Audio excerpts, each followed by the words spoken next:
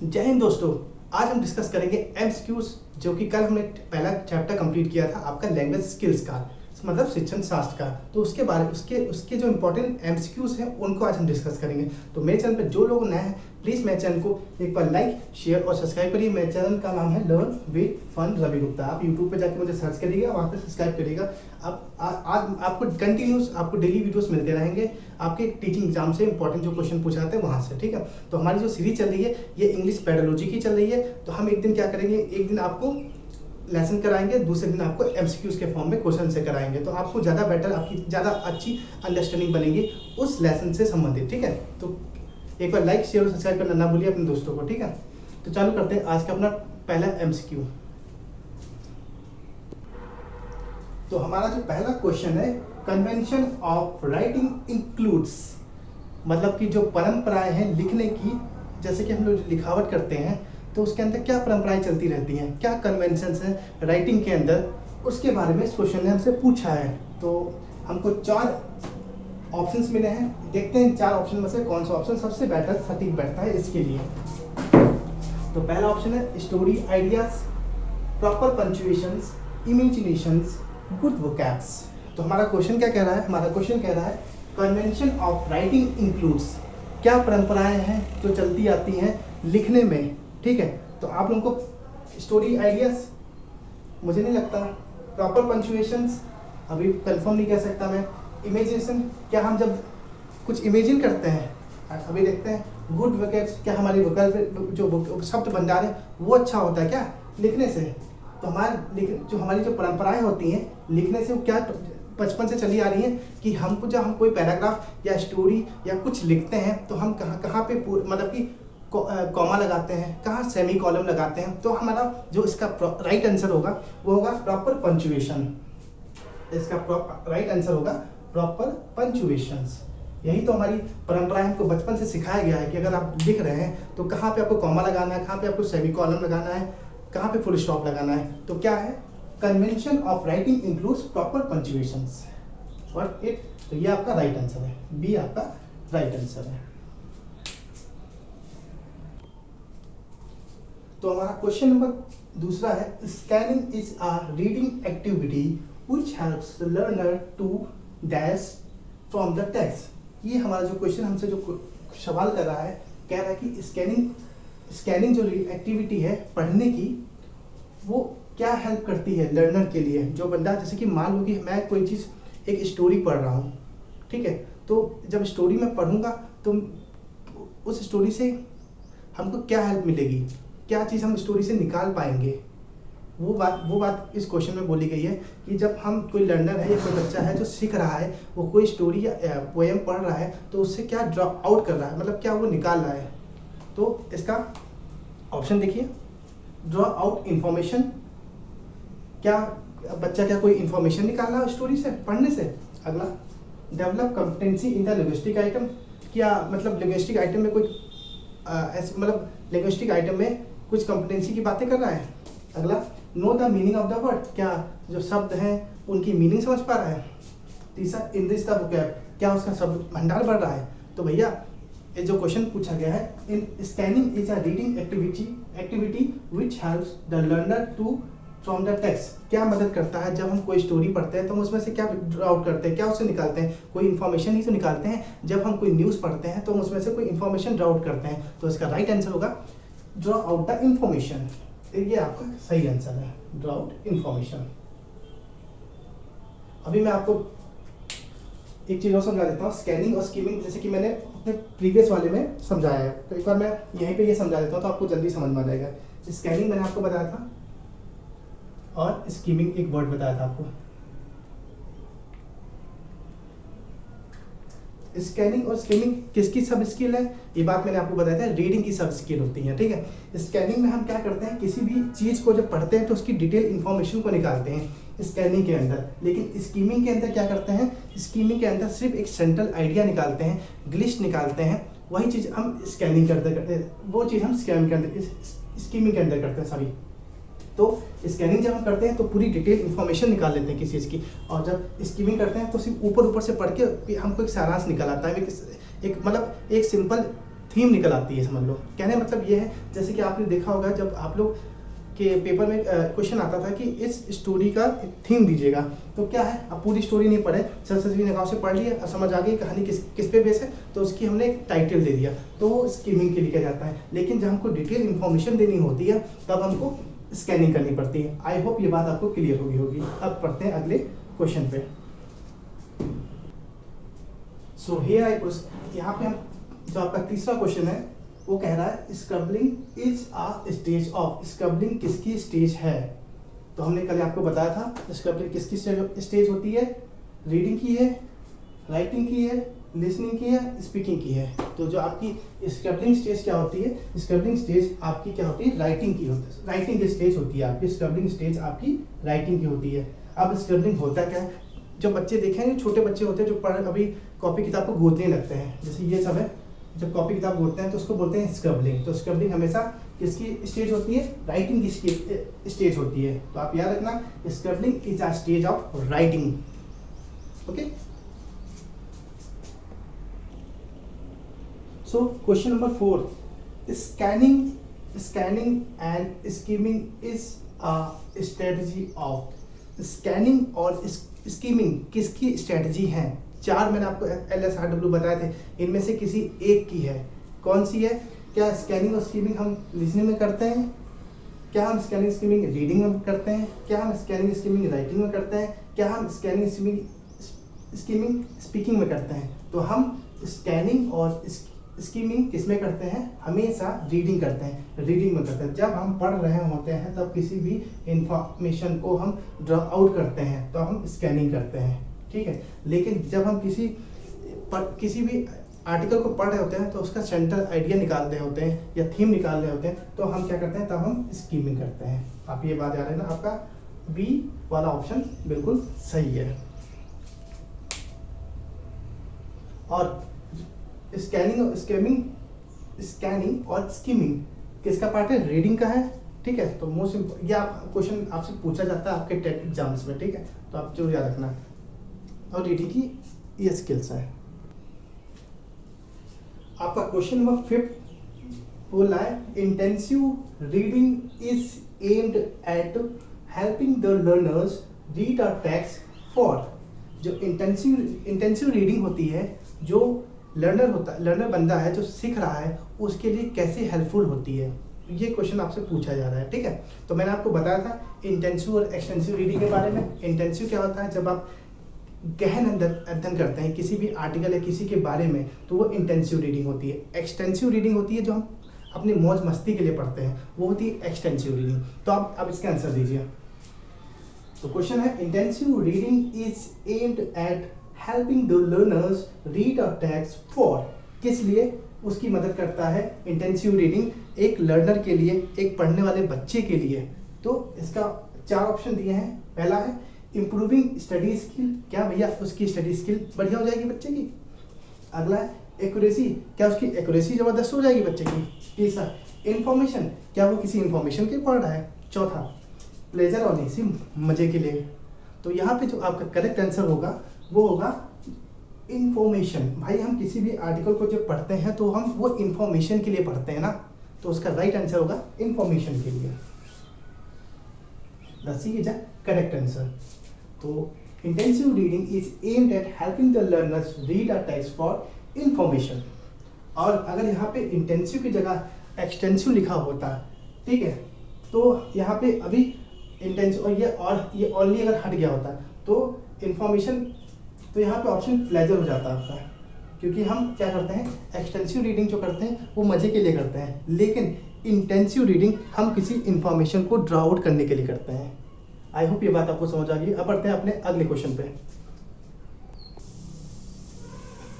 तो गाइस आपका question number 6 है लर्निंग टू रीड मीन्स, मतलब पढ़ने से, मतलब कहने मतलब यह है याद करने से और पढ़ने से क्या तात्पर्य निकल के आता है, ठीक है। तो आपका जो पहला ऑप्शन है रीडिंग अलाउड, क्या आप तेज पढ़ोगे किसी भी चीज को? रीडिंग अलाउड मतलब क्या आप किसी चीज को तेज पढ़ोगे। अगला है decoding letters of alphabet into sound, क्या जो लेटर्स हैं या अल्फाबेट है उनको डिकोड करोगे, कन्वर्ट करोगे दूसरी भाषा में। तीसरा question decoding the structure of a language, जो उस आर्टिकल में जो स्टोरी लिखी है उसका जो स्ट्रक्चर है उसको डिकोड करोगे क्या। अगला डिकोडिंग द मीनिंग, क्या उसकी मीनिंग को निकालोगे। तो भैया यहाँ पे जो क्वेश्चन की बात की गई है, अगर आप किसी भी चीज़ को पढ़ रहे हो तो उसकी इंफॉर्मेशन, उसकी मीनिंग को ही निकालोगे ना। आपको अगर हम आपसे एक चीज़ कोई पैराग्राफ देते हैं तो उसका अर्थ ही तो आप निकाल के दोगे हमको, एक इन्फॉर्मेशन ही तो निकाल के दोगे। तो learning to read means, learning मतलब टू रीड मीन्स मतलब क्या, डिकोडिंग द मीनिंग। आप किसी भी स्टोरी या पैराग्राफ की मीनिंग निकाल रहे हो, अर्थ निकाल रहे हो, तो उसका राइट आंसर क्या होगा, option number D, decoding the meaning is a correct answer. तो learning to read means decoding the meaning, मतलब उसका अर्थ आप निकाल लो। जैसे मैंने आपको समझाया था ना प्रीवियस, आप वीडियो जाके देना इनकोडिंग और डिकोडिंग के बारे में, ठीक है। कभी कभी क्या होता है, कुछ चीज़ ऐसी लिखी होती है हम समझ नहीं पाते हैं, लेकिन फिर हम उसको इनकोड और डिकोड करते हैं, तो डिकोड करने के बाद हमको इन्फॉर्मेशन मिल जाती है। तो वही बात यहाँ पे बोली गई है, learning to read means decoding the meaning, उसका अर्थ आप निकाल रहे हो डिकोड करके। आई होप ये बात आपको क्लियर हो गई होगी। पढ़ते हैं अपने अगले क्वेश्चन पे।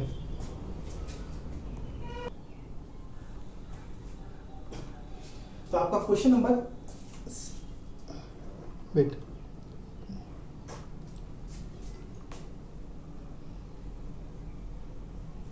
तो आपका question number 7, prediction in terms of reading refers to, मतलब प्रीडिक्शन मतलब अनुमान लगाना, prediction in terms of reading refers to. जैसे कि हम लोग कभी कभी क्या करते हैं, जब घर में टीवी सीरियल देखते हैं, सावधान इंडिया, क्राइम पेट्रोल या कुछ इस टाइप के जो देखते हैं, तो हम लोग पहले अनुमान लगाने लगते हैं कि अब ये होने वाला है या वो होने वाला है, कि अब कैसे क्या होगा। तो इसी के टर्म्स में यहाँ पे बात की गई है। अगर जब हम रीडिंग कर रहे होते हैं किसी आर्टिकल्स की, तो हम क्या प्रिडिक्ट करते हैं, क्या हम सोचते हैं कि अब क्या, इस रीडिंग कर रहे हैं तो उसमें अब क्या आएगा और इसके आगे क्या स्टोरी होगी, तो हम लोग पहले से ही अनुमान लगाने लग जाते हैं। तो उसके 4 ऑप्शन दिए हैं, मैं अब डिस्कस करता हूँ लोगों से। पहला है प्रीव्यूइंग, प्रीव्यूइंग मतलब दूर से ही देख के पता लगा लेना कि इसमें क्या बोला गया है। अगला option using prior knowledge of the subject and the idea in the text as clues to the meaning of unknown facts। तो प्रेडिक्शन में हम ये करते हैं कि हम क्या, जो किसी भी इंफॉर्मेशन से, मतलब प्रायर नॉलेज, हमको थोड़ी सी पहले की इंफॉर्मेशन को पता है, ठीक है। जैसे मान लो कि हमने कोई क्राइम पेट्रोल या सीआईडी देखा था, ठीक है, और वो कोई एपिसोड उससे रिलेटेड है, अगला जो हम जो देख रहे हैं, तो हो सकता है कि, तो क्या उस प्रायर नॉलेज के बेसिस पे, उस प्रायर नॉलेज के बेसिस या सब्जेक्ट के बेसिस पे हम आइडिया लगा सकते हैं, आइडियाज, क्लूज या मीनिंग निकाल सकते हैं जिसके बारे में हम जानते नहीं है। अगला ऑप्शन देखिए सी वाला, सी में कह रहा है पैराफ्रेजिंग, पैराफ्रेजिंग इससे कोई संबंधित नहीं, पैराफ्रेजिंग क्या होता है, लिखने संबंधित होता है, ठीक है। अगला है using knowledge of subject matter for गेसिंग द कंटेंट एंड वोकैब्स। अब प्रिडिक्शन में हम क्या वोकैब्स की बात करेंगे या कंटेंट की बात करेंगे, यहाँ पे तो सिर्फ ये बात बोली गई prediction in terms of reading. हम अनुमान जब पढ़ते हैं तो अनुमान क्या लगाते हैं, तो अनुमान वही लगाते हैं जैसे कि मैंने अभी आपसे बोला कि हम जब कोई भी सीरियल देखते हैं तो अगर उससे रिलेटेड कोई सीरियल आ रहा है तो हम पहले से गैस और क्लूज हमारे अंदर मन में आ जाते हैं, हाँ कि उसमें ये बात हुई थी, तो क्या बात होगी यहाँ पे। अब देखिए, तो using prior knowledge of the subject and the idea in the text as clues to the meaning of unknown facts। कहने मतलब है कि हम पुरानी नॉलेज के बेस पे वो जो आर्टिकल है या सब्जेक्ट है या मैटर है उसके बेसिस पे हम आइडिया लगा सकते हैं, अनुमान लगा, क्लूज निकाल सकते हैं जिसके बारे में हम जानते नहीं है। तो आपका राइट आंसर क्या होगा, राइट आंसर आपका बी होगा। The B is your correct answer. I hope ये आपको क्लियर हो गया होगा और इसको नोट डाउन कर लेना और प्लीज़ मेरे चैनल को एक बार लाइक, शेयर और सब्सक्राइब करिए, अपने दोस्तों को भी शेयर करिए। अगर मेरा डिस्कशन आपको अच्छा लग रहा है तो प्लीज़ कमेंट करके बताइएगा। अब मूव करते हैं अपने क्वेश्चन नंबर 8 पे। यह आपका क्वेश्चन नंबर 8 है। 8 में जो आपसे क्वेश्चन जो क्वेश्चन आपसे पूछ रहा है ये बताते हैं आपको। At class 2 sharing stories, familiar experience and interest, employing gesture where appropriate is a sub skill of dash function। कहने का मतलब ये है कि कक्षा 2 की बात चल रही है, एट क्लास 2 शेयरिंग स्टोरी, कुछ कहानियाँ एक दूसरे में आपस में लोग शेयर कर रहे हैं। फैमिलियर एक्सपीरियंस, घर के बारे में बातें चल रही हैं, घर में क्या होता है, ठीक है। एंड इंटरेस्ट, और इंटरेस्ट भी ले रहे हैं उनकी बातों को सुनने में, ठीक। Employing gesture where appropriate is a sub skill, और एक मतलब एक हाव भाव से बता रहे हैं, ठीक है। तो ये किसकी सब स्किल किसकी सब स्किल है? ये मैंने आपको 4 चीज़ बताई थी, तो किसकी सब स्किल के अंदर बात की जा रही है? क्या रीडिंग के अंदर, क्या स्पीकिंग के अंदर, क्या राइटिंग के अंदर, क्या लिसनिंग के अंदर? तो भैया देखो यहाँ पे जब शेयरिंग, जब कोई बंदा, एग्जाम्पल लो, हम क्लास के अंदर हैं और हम अपनी बात जस्ट सपोज मैं 10 बच्चों के सामने खड़ा हूँ और अपनी बात कह रहा हूँ, ठीक है। तो मैं अपनी स्टोरी को शेयर कर रहा हूँ आप लोगों से, अपनी फैमिली एक्सपीरियंस को शेयर कर रहा हूँ आप लोगों से, और इंटरेस्ट, आप लोग भी इंटरेस्ट ले रहे हो, और एक जेस्चर मैं बोल रहा हूँ, जैसे ये जेस्चर है मेरा बोलने का, तो मैं उस तरह से बात कर रहा हूँ। तो किसके अंदर आएगी? रीडिंग के अंदर, राइटिंग के अंदर, स्पीकिंग के अंदर, लिसनिंग के अंदर? भैया वो सब चीज़ किसके अंदर आएंगी? वो सब चीज़ आएंगी स्पीकिंग के अंदर आएंगी। तो ऑप्शन नंबर आपका बी सही है, वो सब चीज़ आपकी स्पीकिंग के अंदर आएंगी। भैया अगर आप किसी को अपनी कहानी बता रहे हो, बोल के बता रहे हो ना, कि लिख के नहीं बता रहे हो ना, बोल के बताओगे, तो बोलना क्या होता है? स्पीकिंग होता है। तो आपका करेक्ट आंसर क्या होगा? Is speaking. The right answer is answer B, speaking. अब बढ़ते हैं अपने अगले क्वेश्चन पे, क्वेश्चन नंबर 9।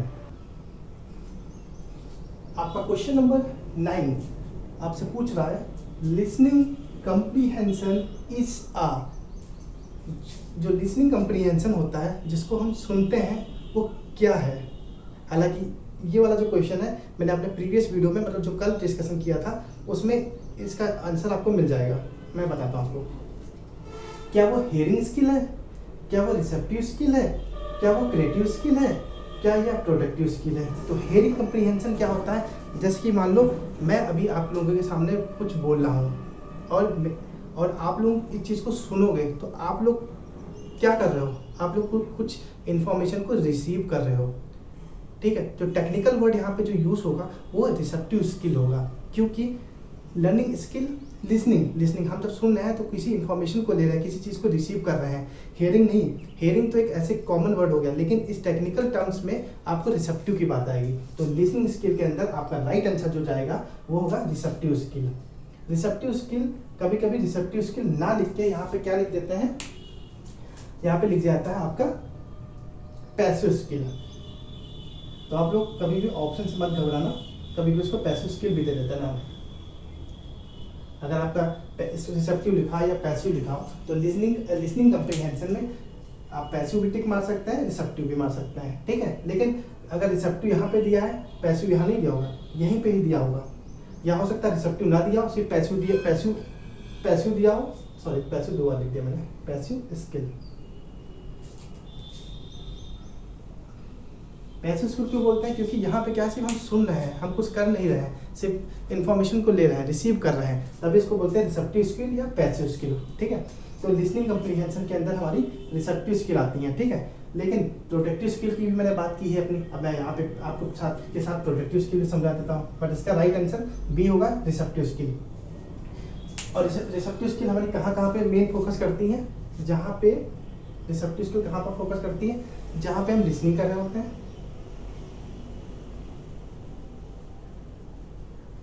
जहाँ पे हम लिसन कर रहे होते हैं, ठीक है, उसको बोलते हैं लिसनिंग। या हम कोई इन्फॉर्मेशन को पढ़ रहे होते हैं, रीड कर रहे होते हैं, रीडिंग कर रहे होते हैं, तब भी हम रिसेप्टिव स्किल होते हैं, क्योंकि वहाँ पे भी हम कुछ लिखते तो है नहीं, सिर्फ उसको पढ़ के कोई इन्फॉर्मेशन निकाल रहे होते हैं, रिसीव कर रहे होते हैं। तो ये सब चीज़ आपकी रिसेप्टिव स्किल जाएंगी, लिसनिंग और रीडिंग के अंदर जाएंगी, लिसनिंग और रीडिंग के अंदर जाएंगी, ठीक है। फिर आप बात करते हैं प्रोडक्टिव स्किल की। प्रोडक्टिव स्किल क्या होता है? प्रोडक्टिव में जिसमें क्या, किसी चीज़ का निर्माण कर रहे होते हैं, या हम कुछ चीज़ प्रोड्यूस कर रहे होते हैं। अभी मैं बोल रहा हूँ यहाँ पे, तो ये क्या हो रहा है? ये जो अभी मैं बोल रहा हूँ, तो ये क्या चीज़ हो रही है? कोई चीज़ प्रोड्यूस हो रही है, तो हम स्पीक कर रहे हैं, बोल रहा हूँ, स्पीकिंग।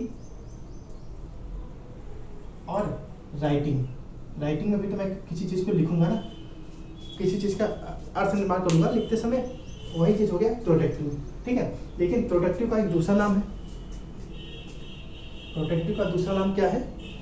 एक्टिव स्किल, क्योंकि यहाँ पे मेरा इंगेजमेंट है, एक्टिव स्किल इंगेजमेंट है, क्योंकि यहाँ पे मैं इंगेज हूँ, और एक और नाम है एक्सप्रेसिव स्किल, एक्सप्रेसिव, क्योंकि यहाँ पे एक्सप्रेस कर पा रहा हूँ अपने भाव और व्यक्त को। तो अगर यहाँ पे अगर आप सपोज करिए यहाँ पे लिसनिंग था, तो यहाँ पे आपका आंसर आ गया लिसनिंग, और रीडिंग अगर आ जाए तो रिसेप्टिव स्किल या पैसिव स्किल आप लगाओगे, ठीक। लेकिन अगर स्पीकिंग और राइटिंग की बात करी जाए तो आप क्या लगाओगे, प्रोडक्टिव लगाओगे। लेकिन जो इस क्वेश्चन का जो राइट आंसर है, listening comprehension is a receptive skill. I hope ये बात आपको क्लियर हो गई। अब बढ़ते हैं अपने अगले क्वेश्चन पे, जो कि क्वेश्चन नंबर है 10। सो गाइस, आपका क्वेश्चन नंबर 10 आपसे क्वेश्चन कर रहा है, आप primary teacher should introduce reading through. जो प्राइमरी का एक शिक्षक है वो रीडिंग को कैसे बच्चों को सिखाए, किसके द्वारा सिखाए, यह आपसे पूछा गया है क्वेश्चन में। तो ऑप्शंस क्या क्या है? ए ऑप्शन है स्टोरी, ऑप्शन बी है पिक्चर बुक, ऑप्शन सी है अल्फाबेट बुक्स ओनली, और ऑप्शन डी है फोनिक टीचिंग। तो जब प्राइमरी स्कूल के बच्चे छोटे होते हैं तो उनको हम कैसे रीडिंग को इनकी इंक्रीज करेंगे। तो जहाँ पे पहले हम एक चीज़ बता देते हैं, जहाँ पे कहीं भी ओनली आपको नज़र आए उस ऑप्शन को आपको हटा देना है, क्योंकि सीटेट इस ऑप्शन को नहीं मानता है। क्योंकि ज़्यादातर केस में, ज़्यादातर 90% केसेस में आपको ओनली वाला आपका गलत ऑप्शन होता है। तो ये आप क्वेश्चन, ये वाला ऑप्शन आप काट दीजिए। ओनली याद रखना, only most of the cases में गलत रहता है। अब सुनिए, a primary teacher should introduce reading through. कैसे उसको रीडिंग बच्चों को कैसे सिखानी चाहिए? क्या स्टोरी, कहानी क्या क्या क्यों सिखानी चाहिए, या फिर पिक्चर बुक? पिक्चर बुक आप लोग जानते होंगे, आपने देखा होगा बचपन में कि एक पेज पे पूरी ड्राइंग बनी हुई करती थी, बच्चे खेल रहे हैं, इधर पेड़ है, इधर घर है, इधर पानी बह रहा है, जो भी है, ठीक है। तो उस पिक्चर को देख कर अनुमान लगाना पड़ता है कि बच्चे क्या कर रहे हैं, ये जो स्टोरी है या जो फोटो है हमसे क्या कहना चाह रही है, ठीक है।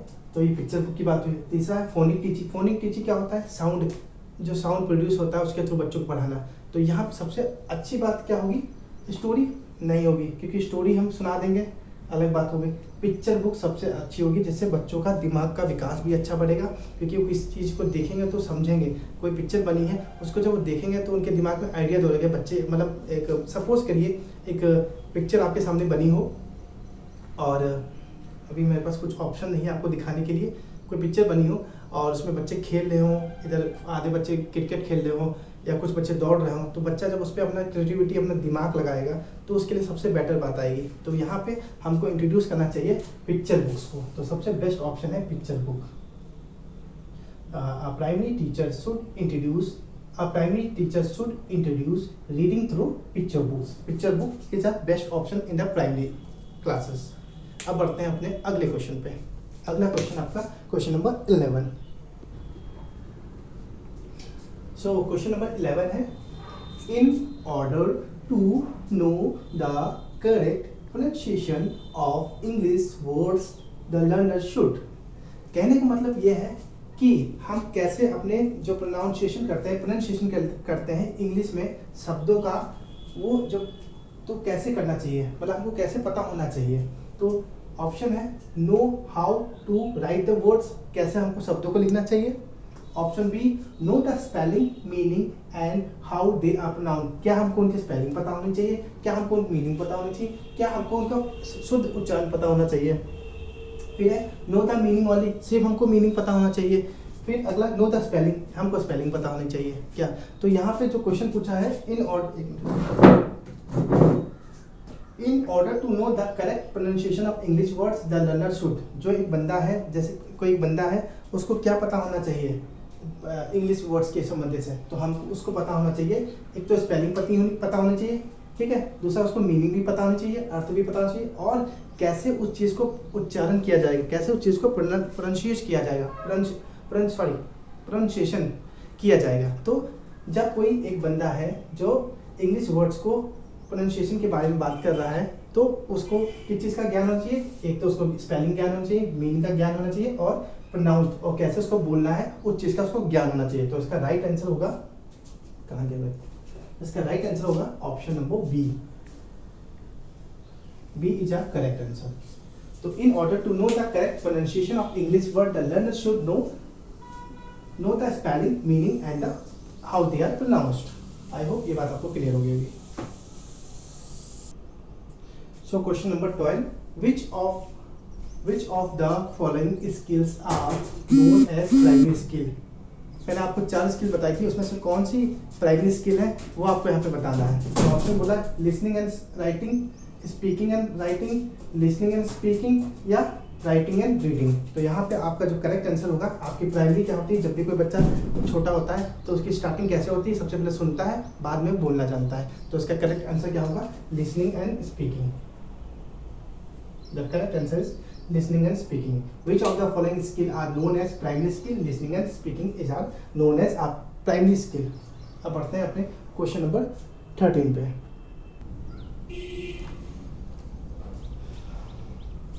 सो गाइस, अब हम डिस्कस करेंगे आपका क्वेश्चन नंबर 13. क्वेश्चन नंबर 13, इससे पहले जिन लोगों को मेरा डिस्कशन अच्छा लग रहा हो प्लीज़ मेरे चैनल को लाइक, शेयर और सब्सक्राइब करिए, अपने दोस्तों को भी शेयर करिए. अब डिस्कस करते हैं क्वेश्चन नंबर 13. ये आपका लास्ट क्वेश्चन है आज का. Under which activity do recognizing sounds and detecting meaning from them? कौन सी ऐसी एक्टिविटी है जिसमें हम किसी चीज़ को रिकोनाइज कर पाते हैं, समझ पाते हैं या उसको पहचान पाते हैं, उसकी आवाज़ को, साउंड को, और साउंड को पहचान पाते हैं, फिर उससे हम मीनिंग निकाल पाते हैं. तो 4 स्किल थी, LSRW मैंने आपको बताई थी, उसमें से कौन सी है, रिकोनाइजिंग की बात आ गई. Under which activity do recognising sound, sound की बात आ गई. मान लो गाना बज रहा है तो हम क्या कर रहे हैं, हम नाच तो नहीं रहे हैं या कूद रहे हैं, हम उस गाने को हम क्या सुन रहे हैं, तो वो लिसनिंग के अंदर आएगा. Got it. तो ये आपका राइट आंसर यहाँ पे क्या होगा, लिसनिंग. और लिसनिंग आपका क्या होता है, फोनेटिक एस्पेक्ट होता है. फोनेटिक, फोन से संबंधित होता है. Phonetic aspects. तो under which activity do recognising sound and detecting meaning from them come out, listening. Sound की बात आ गई, साउंड आवाज से संबंधित होता है, तो वो आवाज को हम सुनते हैं, ठीक है, और उससे हम कुछ मीनिंग निकालते हैं. तो इसका करेक्ट आंसर होगा बी, लिसनिंग. तो गाइस, आज आप लोगों को मेरा डिस्कशन कैसा लगा? अगर आपको मेरा डिस्कशन अच्छा लगा तो प्लीज़ मेरे चैनल को लाइक, शेयर और सब्सक्राइब करिए, अपने दोस्तों को भी शेयर करिए. कल मैं आप लोगों के लिए चैप्टर 2 लेके आऊँगा, तो मेरे चैनल पे बने रहिएगा और वॉच करते रहिए मेरे वीडियोस को. Tata, bye bye, see you, मिलते हैं अब कल आपसे. बाय.